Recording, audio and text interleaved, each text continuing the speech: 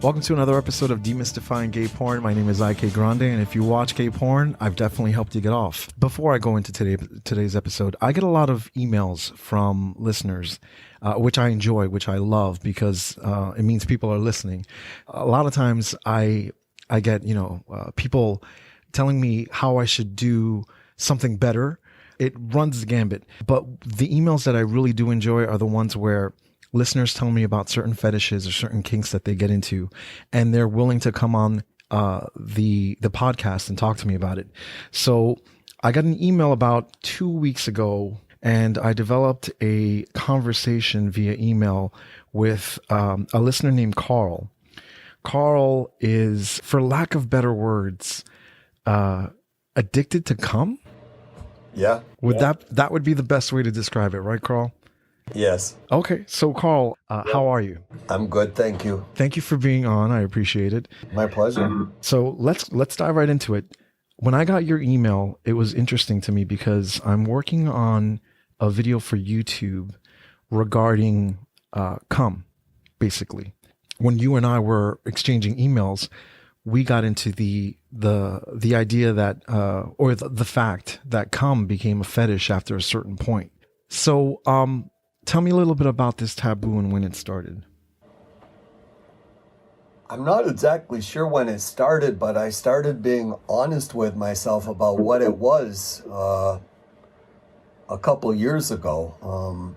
And what it came out of was the whole top-bottom dynamic. My own personal journey is probably pretty typical, that I started out with gay sex being a top, and over time, I think from watching porn, I would focus on the bottom guys or the woman getting fucked, and focus more on them.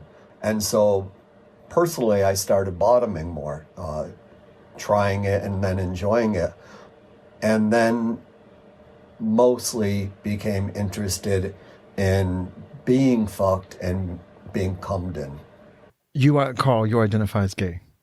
Yes. Okay, so you're a gay man who, like the most of us, or like the rest of us, or a good amount of us, grew up watching straight porn before we got our hands on gay porn. Right. When did you become sexually active? Pretty young, but I started actively having gay sex pretty late. I was very, very closeted. I did not grow up in a metropolitan area, so I didn't have gay friends or a gay community, and certainly no gay role models, and definitely no gay sexual role models. So I didn't start fucking until mid-20s. Okay, so you're mid-20s, but you had sex with girls? Never. I'm Gold Star. Oh, really? Okay. Good for you. Good for you, not dipping your toes in the water, right? I tried. I mean, I think like most kids my age, I tried to deny it for a long time, and I tried to have girlfriends, but I could never even get my body to fake it. I love women, but I don't love women sexually. Yeah. No, I feel you.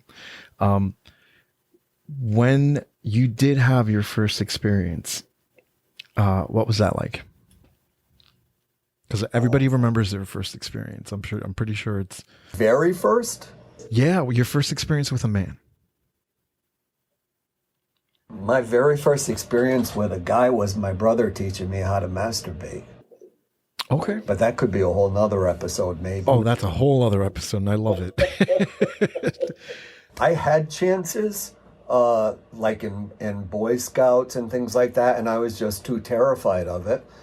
In college, I had a couple guys come on to me, and I was just too much in denial and fear. I didn't want, as much as I wanted to, I felt like if I committed to that would make me gay, and there was all this stigma and shame involved in that. I'm an older guy, so I'm happy that it's different now than it was back then, but it was a lot tougher back then. Also, when I first, and this is where we're going to go, I think. But when I first started having sex with men, the AIDS epidemic was just starting to explode. And so besides everything else that comes with having sex with, being homosexual, the risk became a factor. Before we jump into that part, I want to ask you if you remember the first time you saw cum or the first time you ejaculated. I clearly remember the first time I ejaculated. Was it the first time you jerked off or? Yeah. And I wasn't jerking. I had like a different technique. I didn't even know what jerking off was. I just created enough friction that I had an orgasm, and I was terrified. I didn't know what it was. I was pretty young. And I remember running downstairs to the bathroom to see what had happened. Huh. Okay. So it was even like clothes on, not your traditional, if you'd say. Pants down. My pants were down. Okay. So your pants were down. I mean, I put my pants on to run downstairs to the bathroom. But yeah. What did you, what was that like? I don't know. What's it? Probably the same as for every guy when I think I remember thinking, I'm never going to do that again. And then like 10 minutes later, I was at it, like every guy. I'll share my story with you because you were generous enough to share your story. The first time I did it, I didn't come. And I jerked off. I didn't realize what I was doing, but I got a hold of my father's, his dirty rags that he kept in a cabinet somewhere in the basement. And, I just, there were pictures, and I just started touching myself, and, there was this feeling that I'd never felt before. And the reason why I specifically remember that is because I kept trying to keep going, and it hurt. Like I kept trying to jerk off after climaxing. Oh. And I couldn't. So then I was like, wow, that's different. So that was my first experience. And I didn't come the first time. So you climaxed, but you didn't come? Yeah. Yeah. Second time. Were you too young to like physically do that? I think I was like 13. Huh. Interesting. Yeah. Yeah. I was 13. Could have been 12. And, it was interesting. The very next night, I did the same thing with the same, magazine. And I was able to come. That was the first time. When you watched gay porn for the first time, do you remember when that was? No. No? But you've seen porn from like the 70s and 80s and stuff, pre-condom. Yes. The reason why I bring that up is because, and we're going to jump a little bit, but the research that I had been doing for this one video on cum addiction specifically mentions how cum and the idea of porn, gay porn, specifically bareback gay porn, started kind of focusing more on breeding and loading up and everything in the late 90s, the 2000s, and then now that's all people think about. That's all you hear is load me up, So I bring that up because the 70s and 80s porn, people were watching porn, but it wasn't specifically about loading anybody up or anything. Cum shots were there, but they just weren't the emphasis. I think the mere fact that two men were having sex was kind of like, okay, well, yeah, people are going to be excited about that. Oh yeah. When the AIDS epidemic and the HIV/AIDS epidemic happened, how old were you, if you don't mind me asking? I remember becoming aware of it in early college. So it probably started happening while I was in high school. But I'm from a somewhat rural area. So it was never it's probably like COVID. The people in the country thought it could never hit them. And luckily, I went to college in a very, very rural area, and that might have kept me alive. I was going to say, do you think being in a certain part of the country? Oh, yeah. Oh, if I had gone to college in a big city, I mean, I topped exclusively for a really long time. That would have helped. But I think because I went to school in a place that was so isolated, it stunted my growth as, coming out or being a gay man. But in retrospect, it's a little sad, but also it might have kept me alive. Yeah. And it's, not to say that you were going to go out and be a whore or anything like that. It's just that was what was happening at the time. You could have had sex with one person or 200 people, and you would have had the same outcome. Nobody knew. I mean, I was in high school in the late 70s and went to college in the late 70s, early 80s. So that's ground zero. And I remember them just not knowing. And I remember, I don't know if I actually remember or if I read about it and then remember, they thought it was poppers. They thought poppers caused it. They just sort of like COVID. This is all the similarities with what is it? How do you get it? How is it transmitted? All of that is very, very similar. Interesting. And then the whole politics of a mask. I mean, I've had screaming fights with people that a mask is a lot easier than a condom, so put it on. I'm assuming you were closeted still through the 80s as well. I was not sexually active all through college. Maybe like no fucking. Definitely no fucking. And it was after I got out of college, had my first full-on, like, naked, kissing, sucking, fucking. So after college. Yeah. Did HIV/AIDS, did that pandemic keep you further away from being as sexually active as you wanted to be? I was aware of it, but it was so removed from my day-to-day life that I didn't think it would ever touch me. Okay. So it wasn't really a factor, as shame was more of a factor. Being closeted and being ashamed was more of a factor than that it was a health risk.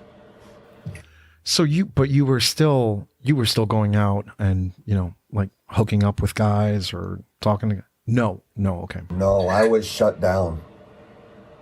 When did that pick up again? When did you start thinking, okay, well, I'm going to meet up with guys?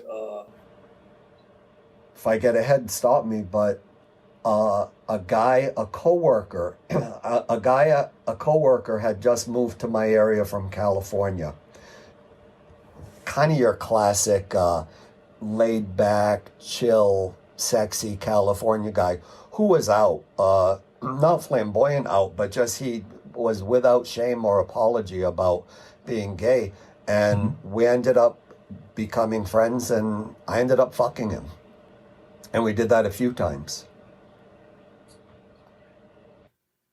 In your email, you mentioned meeting somebody and bottoming for somebody who turned out to be positive, HIV positive. No, that was him, and I topped. Oh, so you topped. Okay. When you did do that, was it safe? Was it protected? No, I didn't even. I don't think I had ever even bought a condom in my life. I wasn't fucking women, so I wasn't gonna, I wasn't your classic teenager with a condom in his wallet.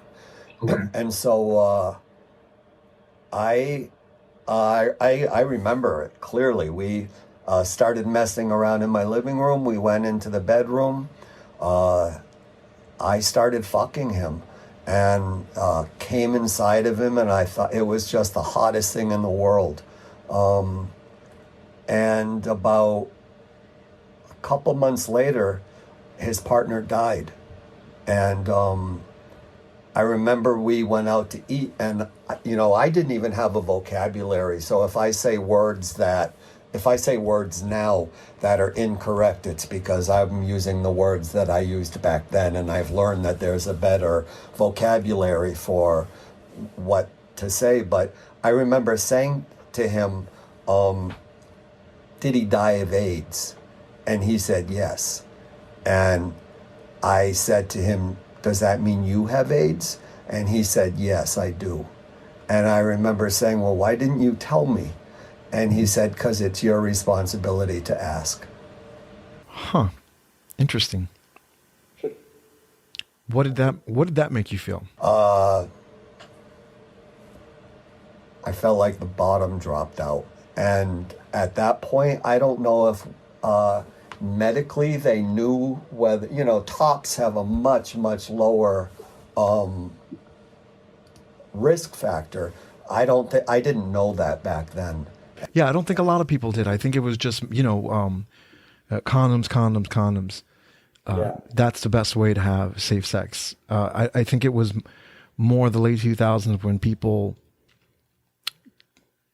I could be off on this, but when people were a little more open to, I can top, and I'm less at risk than a bottom is. Yeah, I think that was much later, but because I remember seeing, we're talking about in porn, the Ken Stryker, Jeff Stryker, Ryan Idle, and I remember seeing a scene where the top was gonna fuck this twink bottom, and he took a cream and put it up the bottom's ass and said, we gotta be safe, and then fucked him bareback.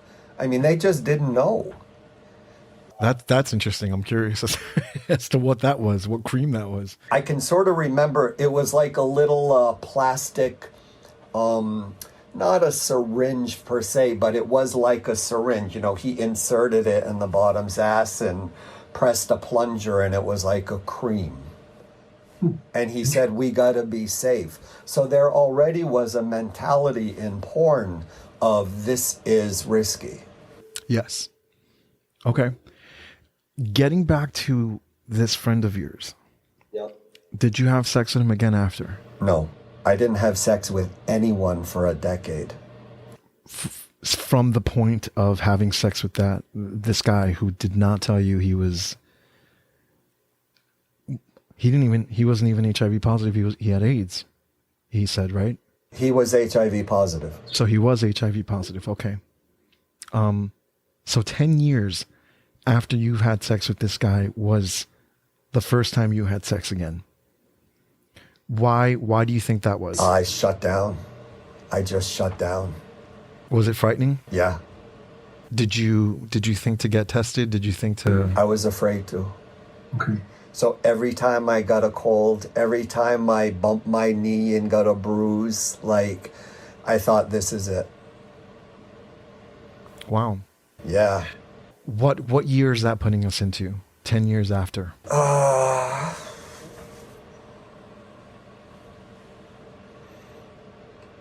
I'm not good with dates like this. I would say 82, 90, early 90s, early mid 90s.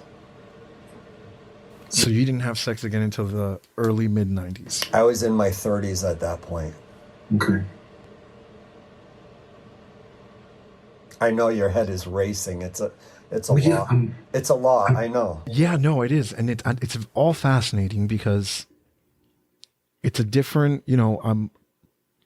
I was around in the 80s and the 90s, and I know how information was trickled down even while I was in high school, and yeah, kissing and so many different things were. You just got to be careful. You never know what you're going to get, and stuff like that. So I can't even imagine how you must have felt to have this guy to withhold information from you. And it's also a different time nowadays. Yeah, there is a responsibility if you are HIV positive, to tell someone. I don't think know. it's I mean, I think he was right. I don't think he did the right thing, but I Yeah. think as far as responsibility goes, he's right. You want to know if you got a question, you have to ask it. under Understandable. I was so naive about that. Like, I didn't know that. I agree and I disagree to an extent. Me too. I think that there is that's a different time. There's no. You did not live with, you died from. Yeah. Yeah, so it's just that's a tough pill to swallow. Oh yeah. It's a lot.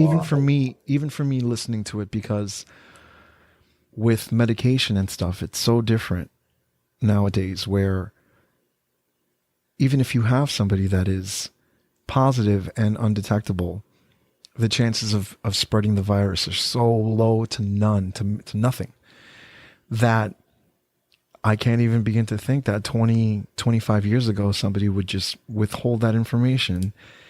I get it. I understand. Very different time. Did you ever keep up with him? Did you ever? He's still alive. Yeah, we're friends on Facebook. Okay, so you're friends on Facebook now. He's like a medical miracle. He's back in California and alive and well. Okay.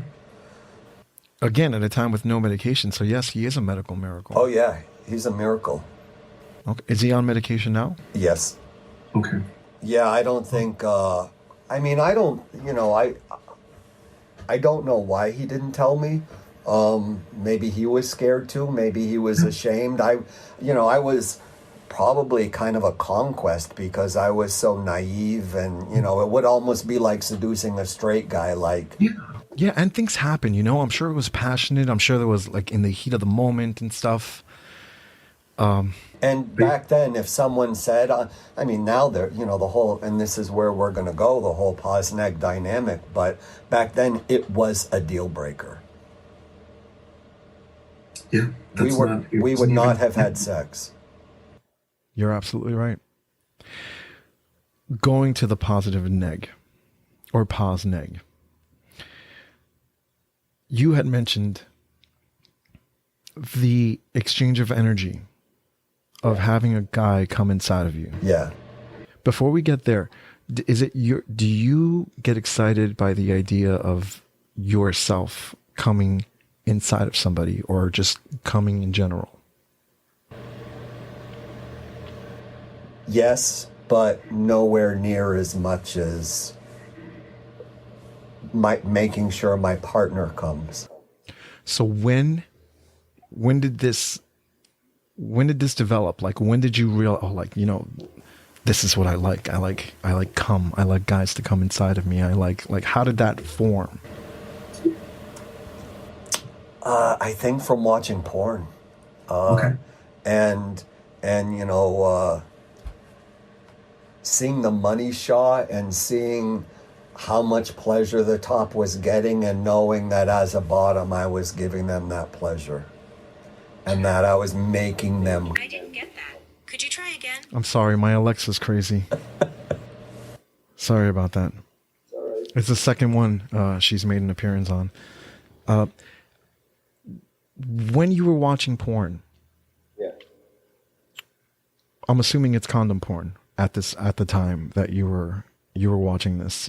Yeah, I mean, I like I mentioned, I remember pre-condom porn. I remember before, this is before fucking became politicized. And then I remember them toying with condoms, and then it was condoms only. Every now and then you'd see kind of an edgy, I can't remember the porn star's name, a really hot guy with a Polish name, very burly, muscular, bearish, hot muscle bear guy. And when he would top, he would tease the bottom's ass with his cock before he put the condom on. And I would always just really hope that we would get, a quarter inch in. But but and he probably did, but I'm sure it got edited out. Do you remember your first bareback porn? Post AIDS? Yes. No. No. But I remember as soon as bareback, it wasn't even called bare, and we talked about this. It wasn't even called bareback until it became a choice. Before it was just sex. Before AIDS, it was just sex. And then because of AIDS, you wore a condom. I didn't know me in that one time, but I don't know people. I didn't know guys who fucked bareback at that point, at the height of the epidemic. But then you wore condoms. But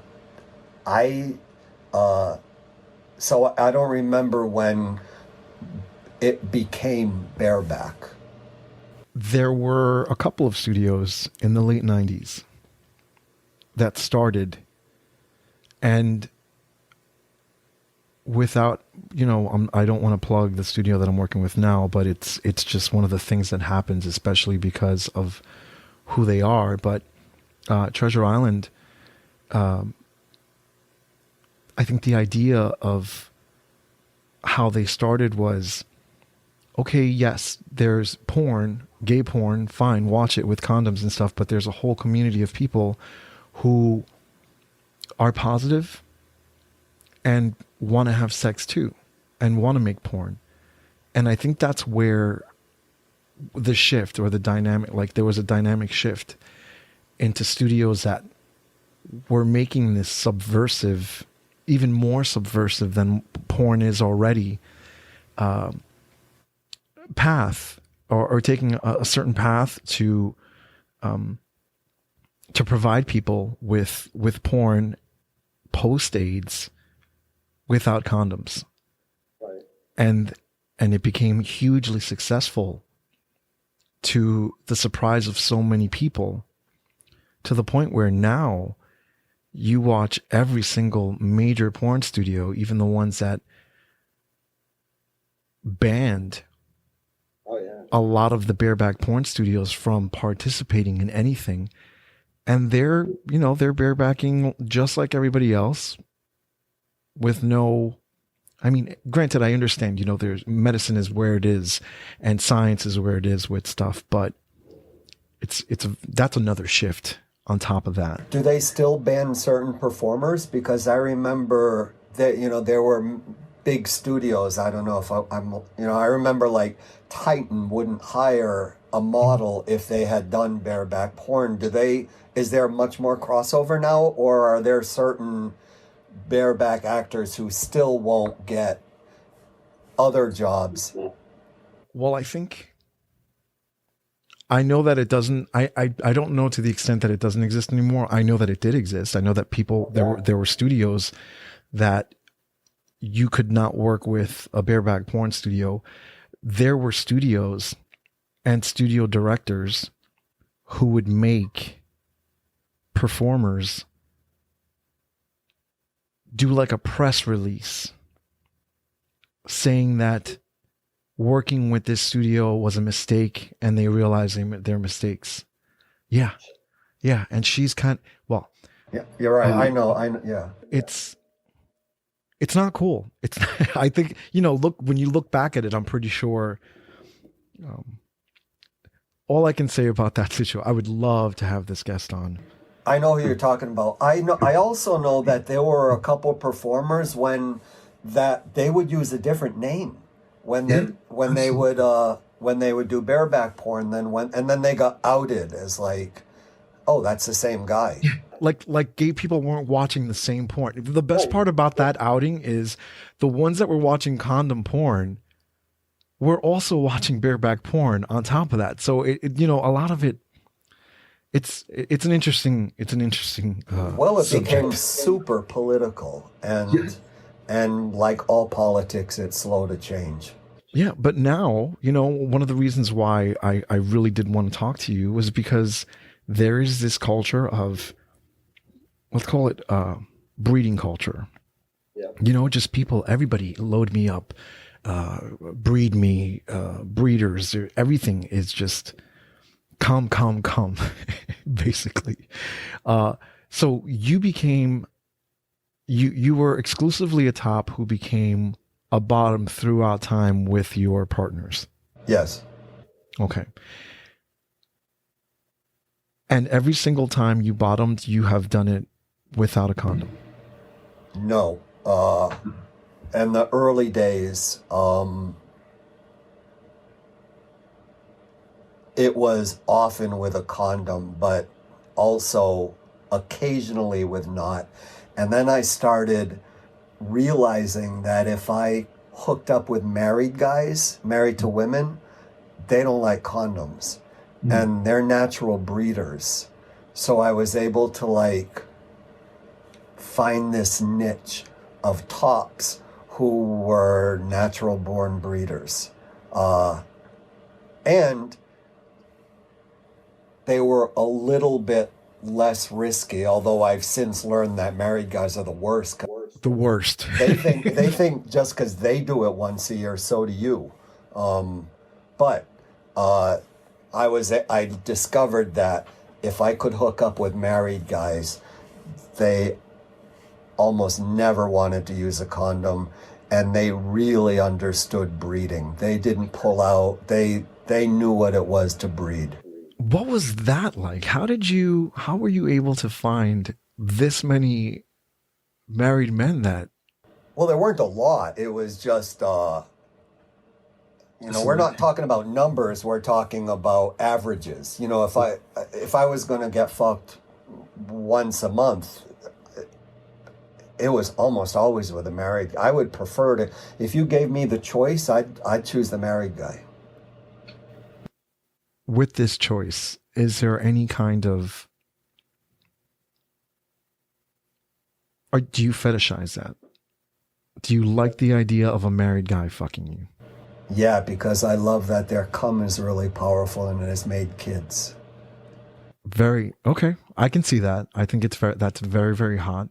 Do you get any pleasure in the fact that here's a guy who's fucking a woman full time, let's say. Yeah. And whenever he turns away from her, he fucks you. Yeah. Oh yeah. And you had I'm assuming repeats, right? You weren't just going. Oh, I had one guy that I fucked through 2 wives and 3 kids. I mean, we started messing around. He was straight. How straight can you be? But he was straight. You can tell. He had not had any experience. He always insisted on condoms, and I would work on him. And he was engaged to his first wife, and back then you had to get a blood test to get your marriage license. And one of the things they would test for is HIV. And the day he got his marriage license, he came over and fucked me bareback. Really? Yeah. And we fucked for almost 20 years. Wow. So you developed a relationship with. Oh yeah. Not a loving, not a kissy, huggy, we didn't exchange Christmas cards or birthday cards, but there was one point when he got remarried, he had come in me more than he had come in his wife. Wow. That is a relationship, though. Oh, yeah. It's a sexual relationship, yeah. To an extent. Not your typical, but it is. Totally, yeah. What about your partners, like sexual partners that aren't straight men nowadays? Oh, wait, no, also, after these 10 years of almost celibacy, right? Or abstinence, let's say. Were you like just a fuck machine? Like, did you finally get tested?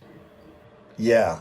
When you could get, I remember when you were able to take your own blood and mail it, FedEx it in. And the anonymity of it, I tested myself. How did that feel when it came back? Well, it was a long 2 weeks, because back then you had to wait at least 2 weeks. You know, you got a telephone number and you got a like a PIN code. And of course, you know, the minute I put it in the vial in the mail, I started calling the number every day. And then finally I got got back the negative result. And I knew that I was HIV negative. What a relief, right? After 10 years? Yeah, because back then it was still pretty much a death sentence. But at that point, I chose to have risky sex. After that? Yeah. So what was your sex life after your negative test? I felt better about having bareback sex, but that's a stupid sentence, but I did. How much bareback sex were you having? Around that point, I broke out. So you were wild. Yeah. That's when I made up for lost time. Mm-hmm. What was going through your head? How much I liked it. Mm-hmm. And I felt like and this is why I like your podcast a lot, is a lot of the men you talk to, you know, there's the kind of guys that you talk to who feel judged and all that, and they want to be the guy that's not judged. But then you talk to certain guys who just don't give a fuck, and they love sex, and they're beyond judgment, and I like that. Yeah, I wish everybody would get to that point. And it's hard. Even I've literally been on set and seen almost everything, and there are still stuff that I attribute it to my former Catholic upbringing. So it's a little of the Catholic guilt where sometimes, there are times where I still, as they would say, clutch my pearls and say, well, I can't do that, you know? But as I get older... What makes you clutch your pearls? Because you've pretty much seen it all. In the beginning of my career in porn,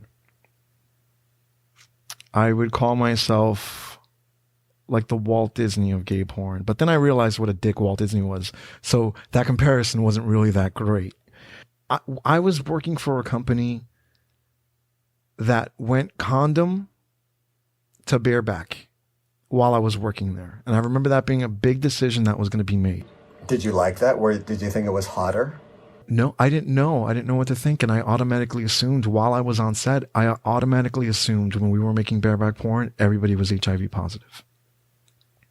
That was my thing. Were they?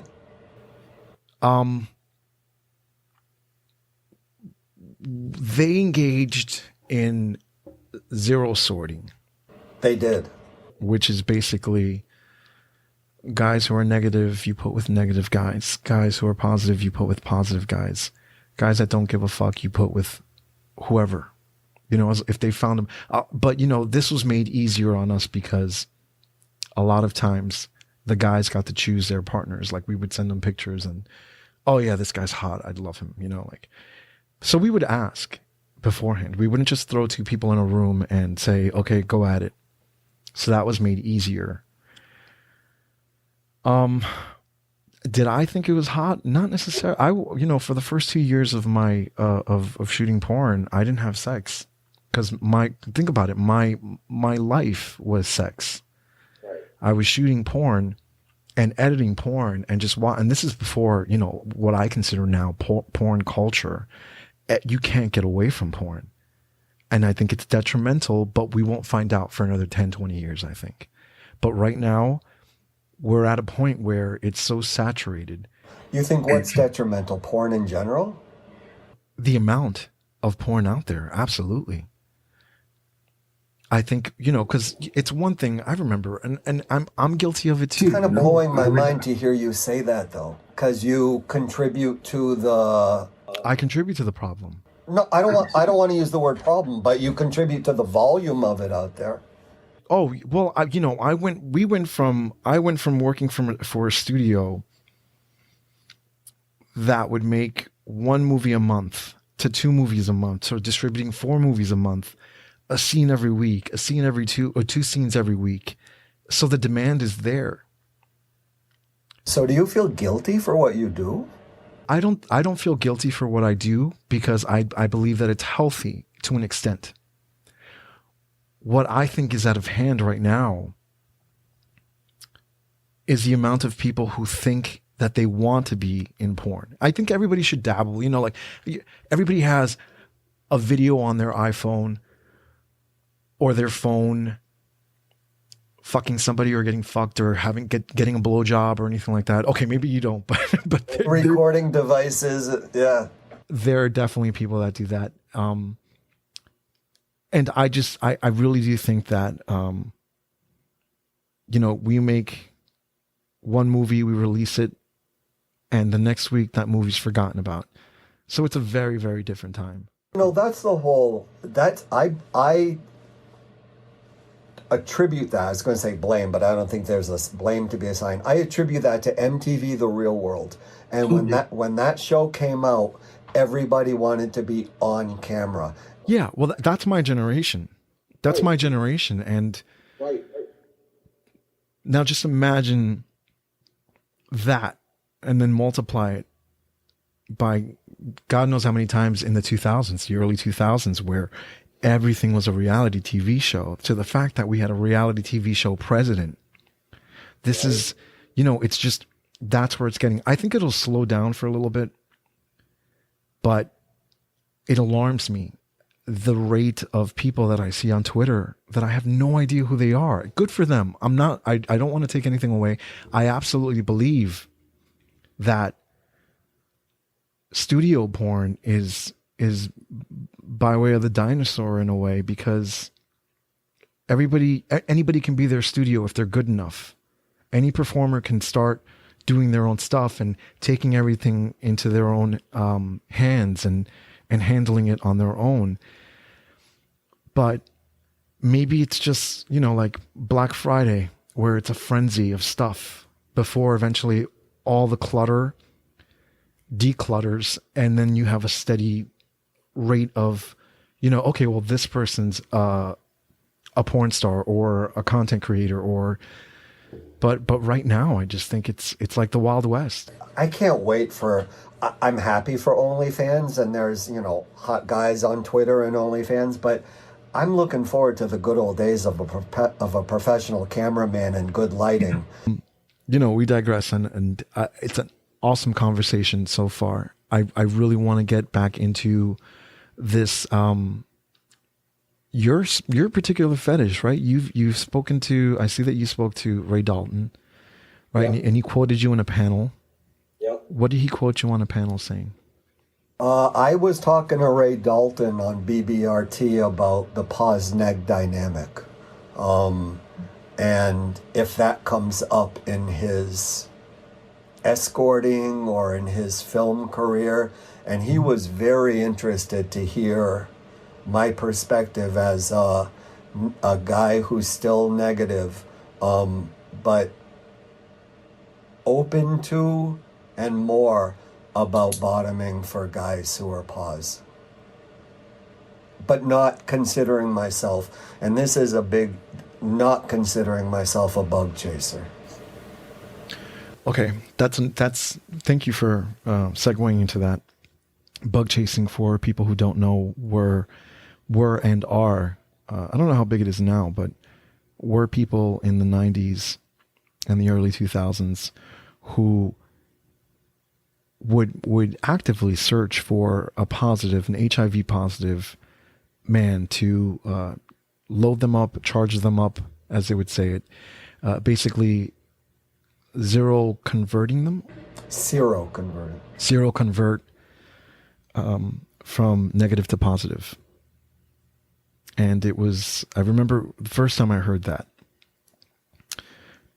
it was and probably still is controversial, because of the fact that the LGBT community had gone so far and they've made so many strides, and then all of a sudden there's this community, let's not talk about them because, well, it just wouldn't bode well, let's say, for all the positive press and image that was constructed over a long period of time. But they are out there, bug chasing and bug chasers. I'm not quite sure how prevalent it is today. Prevalent. It is prevalent. Yeah, I because I try to locate myself within that spectrum because I'm very pause friendly. But I'm happy to be neg and I want to stay neg. I mean, I understand the risk. There's still risks with bareback sex, but there, when I'm doing my searches, there's guys who still want that. But I think bug chasing only became, and I don't know, but I think bug chasing only became a thing after HIV prevention became doable. Mm-hmm. When they knew that they could live with. But also, I remember watching a documentary called The Gift. And it was by a British director, if I'm not mistaken. And they interviewed a certain amount of gay guys. And some of them said that they would rather just get HIV so that they wouldn't have to worry about it so much, because they worried about it so much in their lifetime that they were like, if I get it now, I don't have to worry anymore. I've talked with a lot of pause guys who admitted that one of the many emotions they felt was relief. Because then I asked why, and they said, because now I can have sex the way I always wanted to. Interesting. When you say you want to stay neg, do you actively, I know you're not a bug chaser, but do you actively go out, and do you prefer a guy to be positive? I get the same vibe, what we were talking about when I talked about married guys. Mm-hmm. Pause guys understand breeding on a deeper level.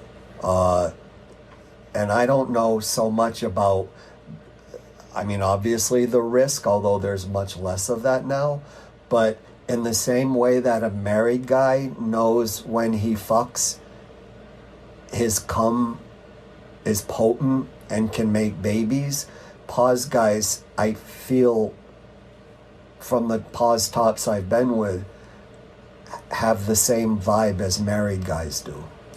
Have you spoken to any pause guys that you've have you ever had this conversation with, other than Ray Dalton, for instance? Yeah, I have, but it's a it's a confusing conversation because I got to be sensitive as a neg guy not to fetishize or objectify. I'm still dealing with a person. Yes. And I'm not going to objectify them so that they're just a thing. But I never thought about that, but yes. And I've been told that, corrected, and I appreciated that. That was a learning experience for me, because they said, I feel like you're objectifying me. I went, no, that's not where. So it's a hard, it's such a gray area that I don't want a pause guy to think, A, I want to get pause converted, or that I'm only turned on by him because he's pause. It's more like, that exchange of energy when you're being a bottom and that 30 seconds or 60 seconds where that top starts to fuck with intention. And that intention is he's getting ready to come. That's that 60 seconds that counts. So all the rest was just foreplay.